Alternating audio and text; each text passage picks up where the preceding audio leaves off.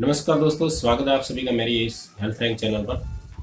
आज के समय में विज्ञान और टेक्नोलॉजी की इस युग में काफ़ी तरक्की की है हम लोगों ने, और उसी के कारण हमारी लाइफस्टाइल में काफ़ी चेंज आया है।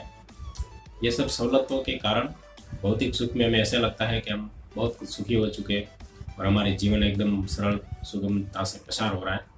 लेकिन अक्सर ऐसी बात नहीं है। थोड़ा अलग प्रकार से सोचे तो इसी लाइफस्टाइल के कारण हमारा शरीर है एकदम लेजी सा हो गया है, और लेजी के कारण बहुत सारी बीमारी हमारे शरीर में घर कर चुकी है।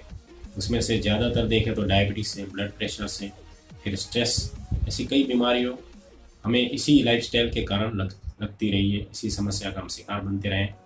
तो दोस्तों, आज की इसी वीडियो में मैं आपको हाइपरटेंशन के बारे में पूरी डिटेल में जानकारी दूंगा। वो किस कारण से होता है, उसको कंट्रोल या प्रिवेंशन किस प्रकार से हम रख सकते हैं, तो ये सब बातें मैं इसी वीडियो में आपको बताऊंगा। तो प्लीज़ इस वीडियो को आप पूरी एंड तक देखते रहिए। तो चलिए शुरू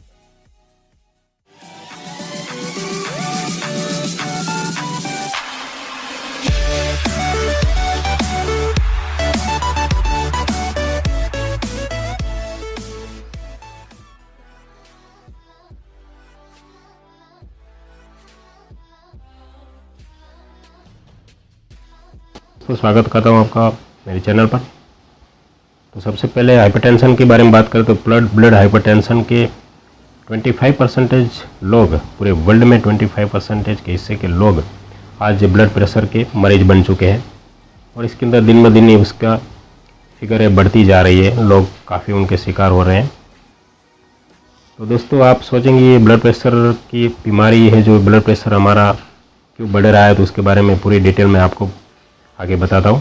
तो उससे पहले हम नॉर्मल वैल्यू की बात कर ले तो 120 से 80 का जो हमारी फिगर होती है, जो जिसे हम नॉर्मल ब्लड प्रेशर कहते हैं, उसके अंदर दो प्रकार के ब्लड प्रेशर होते हैं, जो सिस्टोलिक और डायस्टोलिक। सिस्टोलिक यानी कि जो हमारा हृदय का संकोचन होता है, तब जो ब्लड फ्लो होता है, प्रेशर से ब्लड निकलता है, उसको सिस्टोलिक कहते हैं। और डायस्टोलिक जब जो हमारा हार्ट है, हृदय है, वो एकदम रिलैक्स होता है। तो इस प्रकार से सिस्टोलिक डायस्टोलिक प्रेशर कहा जाता है उसके अंदर। तो सिस्टोलिक में अगर 19 से 119 mmGH के बीच में अगर सिस्टोलिक रहता है, और डायस्टोलिक 60 से 79 के बीच में रहता है, तो उसे हम नॉर्मल ब्लड प्रेशर कहेंगे।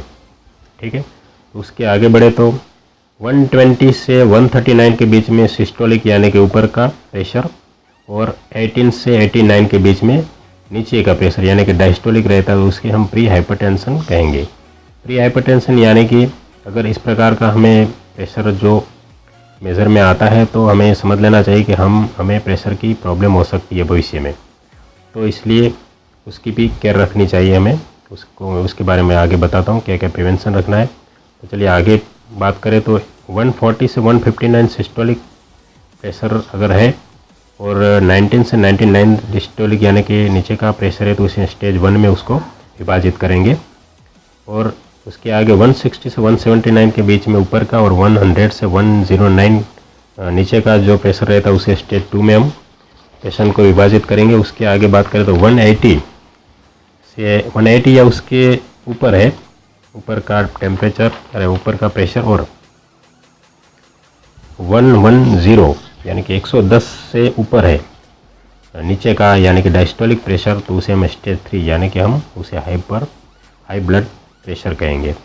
ठीक है। तो ये स्टेज 3 वाला जोखिम रहता है, उसे हाई ब्लड प्रेशर की डेफिनेशन में उसे रख सकते हैं। अब बात करें सिम्टम की, तो हाई ब्लड प्रेशर के सिम्टम्स कौन से हैं।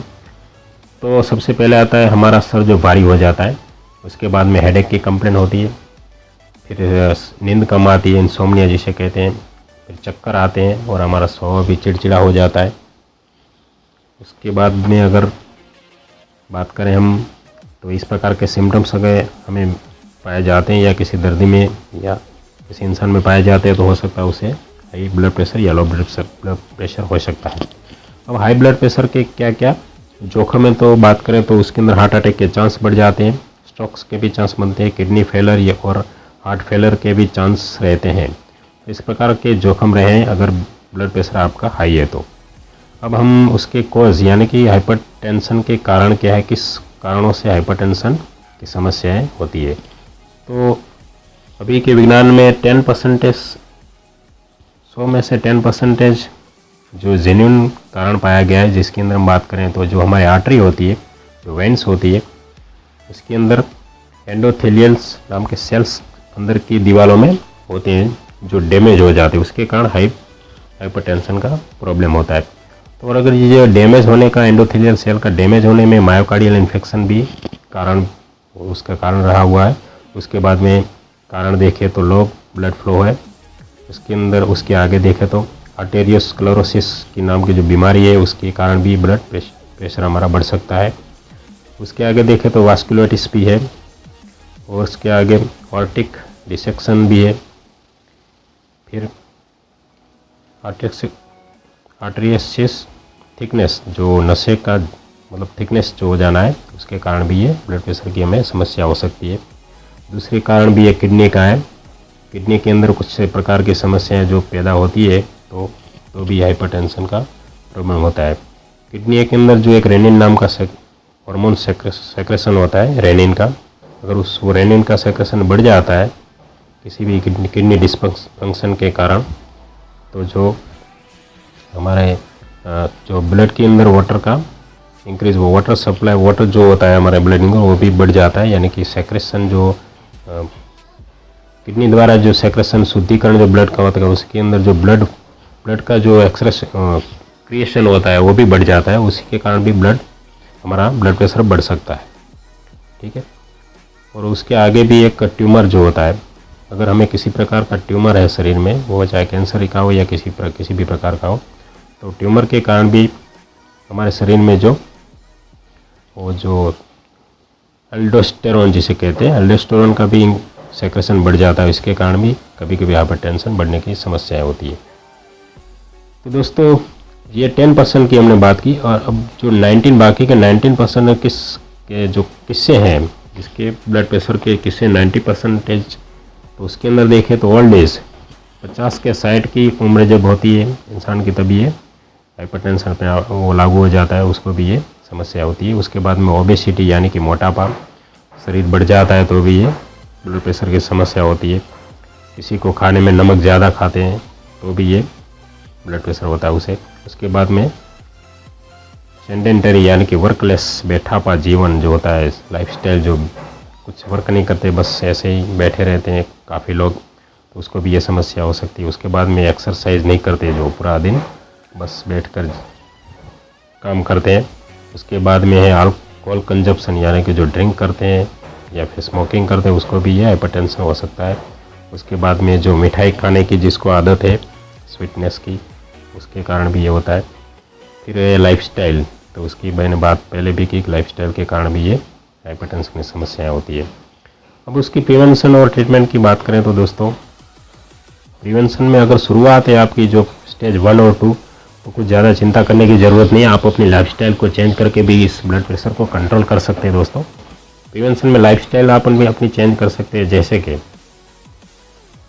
सबसे पहले है लाइफस्टाइल, मतलब जो आपकी जो रूटीन है, जैसे कि कुछ काम करने बैठा हो, जो वर्कलेस लाइफ है, उसको चेंज कीजिए, एक्सरसाइज कीजिए, फिर फूड कंट्रोल कीजिए, खाने पर कंट्रोल कीजिए, जो ताज़ा फ्रूट भी खा सकते हैं आप, रेगुलर एक्सरसाइज कीजिए, योगा कीजिए, मेडिटेशन भी कर सकते हैं आप, जिसके कारण आपका जो हाइपरटेंशन उसको कंट्रोल कर सकते हैं। और अगर अल्कोहल या स्मोकिंग आप कर रहे हैं, अल्कोहल कंजप्शन कर, तो उसे एकदम कम कर दीजिए या फिर बंद कर दीजिए हो सके तो। और जो नमक खाना है, नमक खाने में जो लेते हैं उसको भी कम कर दीजिए। दोस्तों इस प्रकार के अगर आप लाइफस्टाइल में चेंज करेंगे, खाने पीने में या फिर एक्सरसाइज करने में, कुछ योगा वोगा कर लेंगे, तो 100% आपका जो स्टेज 1 और 2 का वो प्रेशर है तो 100% कंट्रोल में आ जाएगा फ्रेंड्स। और बात करें स्टेज 3 की, जिसके अंदर 180 से 110 का जो बीपी कहा जाता है, वो जो एकदम जोखिमी है, जिसको हम हाई ब्लड प्रेशर भी कह सकते हैं, तो उसके अंदर अगर ये इतना अगर ब्लड प्रेशर है आपका, तो तुरंत आप डॉक्टर को कंसल्ट कीजिए और जो प्रॉपर ट्रीटमेंट या मेडिसिन जो भी डॉक्टर कहते हैं उसकी सलाह के अनुसार उसे स्टार्ट कर दीजिए। और रेगुलर डॉक्टर से चेकअप करवाइए और लेबोरेटरी रिपोर्ट्स भी करवाइए। क्या मतलब कंप्लीटली डॉक्टर को कंसल्ट करते रहिए समय समय पर। अगर ये नहीं करते हैं, अगर ये आपका जो ब्लड प्रेशर हाई है, तो हो सकता है आपके शरीर में अगर सही समय पर अगर ट्रीटमेंट शुरू नहीं करते हैं या मेडिसिन लेना नहीं शुरू करते हैं तो हो सकता है आपके इंटरनल जो ऑर्गन्स होते हैं हमारे शरीर के अंदर के, जैसे किडनी है, आई से, हार्ट से, तो इन सबको काफ़ी नुकसान हो सकता है इसके कारण। तो दोस्तों अगर ब्लड प्रेशर अगर आपका हाई है तो तुरंत डॉक्टर को कंसल्ट कीजिए उसको, और उसके अनुसार जो भी डॉक्टर आपकी ट्रीटमेंट जो शुरू करते हैं वो प्रॉपर ट्रीटमेंट लीजिए। ठीक है, तो इस प्रकार के हाई ब्लड प्रेशर की जो समस्या है उसके बारे में मैंने आपको पूरी जानकारी दी।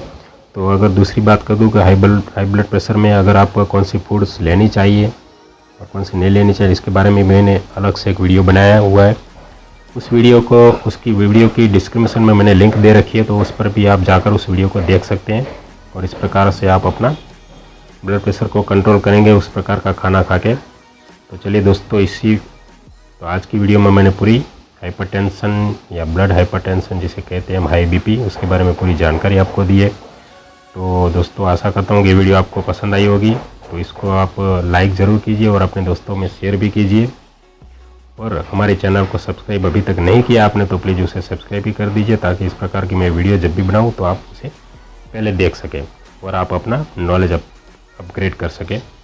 तो चलिए दोस्तों, मिलते हैं ऐसी ही नई वीडियो के साथ next time. Have a nice day and जय हिंद, जय भारत।